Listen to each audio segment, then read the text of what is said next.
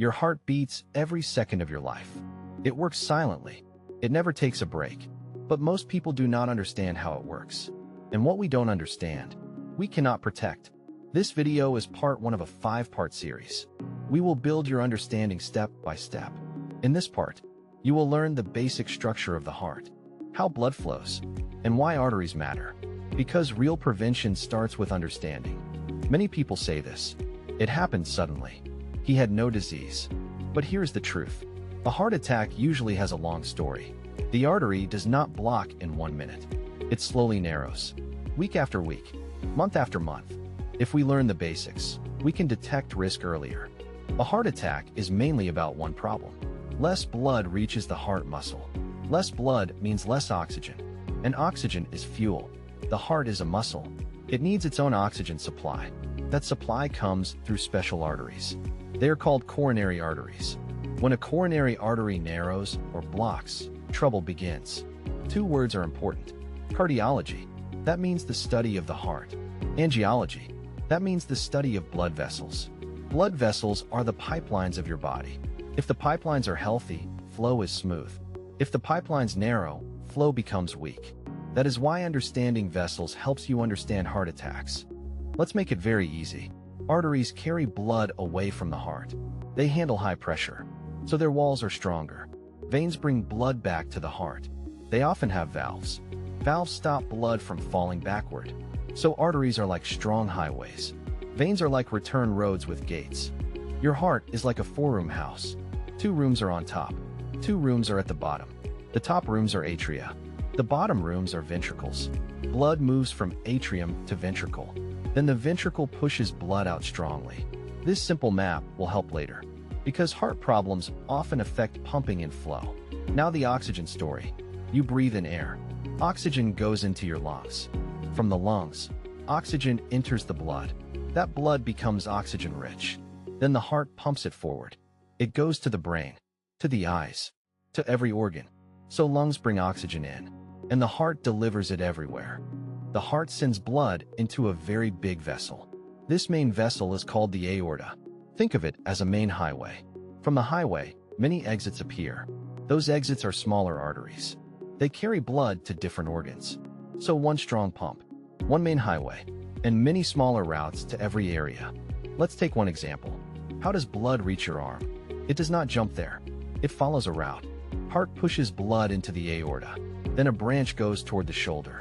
Then it continues down the arm. Then it reaches the wrist and hand. This is important later, because doctors can also travel these same routes from wrist to heart. Here is a memory trick. This bone here is the clavicle. Many people call it the collarbone. Some even call it the beauty bone. Now listen carefully. A major artery passes under this bone. Sub means under. So the vessel under the clavicle is called subclavian. This is how medical names often work. Simple meaning, simple location. And now you will never forget the word. The artery does not change structure. It is the same tube, but its name changes as it travels. Under the collarbone, it is subclavian. In the armpit region, it becomes axillary. In the upper arm, it becomes brachial. Medicine names things by location. That makes navigation precise.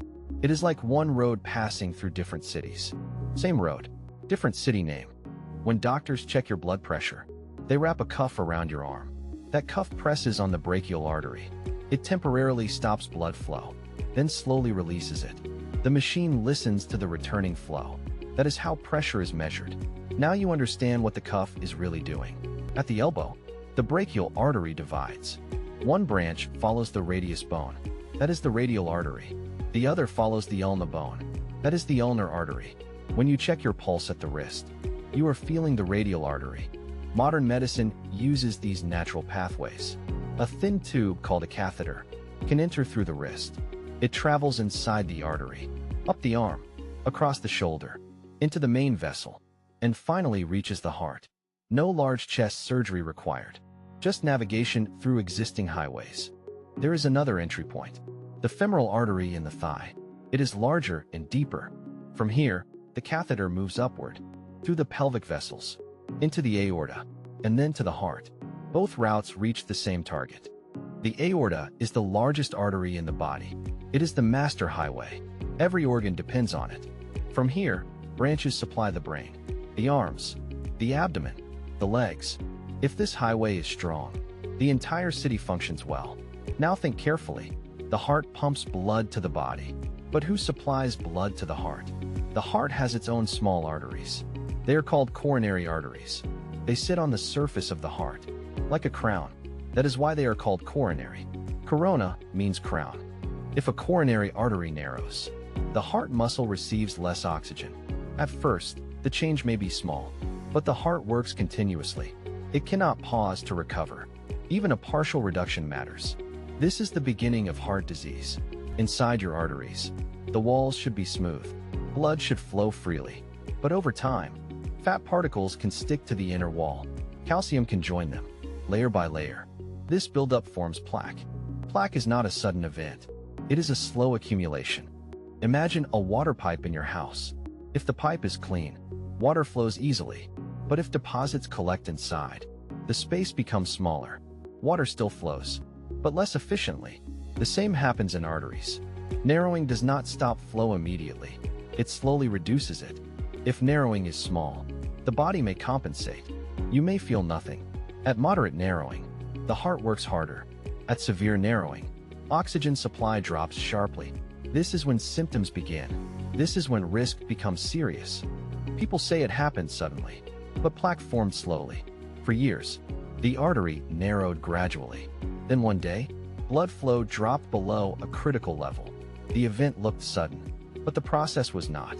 Inside the blood, there are different types of fat particles. Some help clean the arteries. Some contribute to buildup.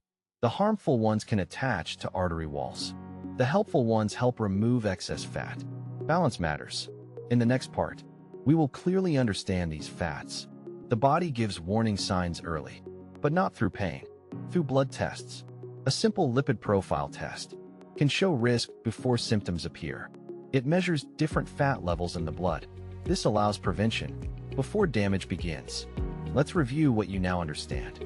The heart has 4 chambers. It pumps blood into the aorta. Arteries branch to the whole body. The heart has its own supply line. That line is the coronary artery. If plaque builds there, blood flow reduces, and risk begins. This was part 1. We built the foundation. Understanding is the first step toward prevention. You now understand how blood travels, how arteries branch, how the heart receives oxygen, and how narrowing begins. In part 2, we will simplify cholesterol, good and bad fats. If this made complex things simple for you, please like the video. It helps this information reach more people. Subscribe to the channel, because the next parts will go deeper step by step, and missing them may break the flow of understanding. Share this with someone you care about, because heart problems are common, and early awareness can truly save lives.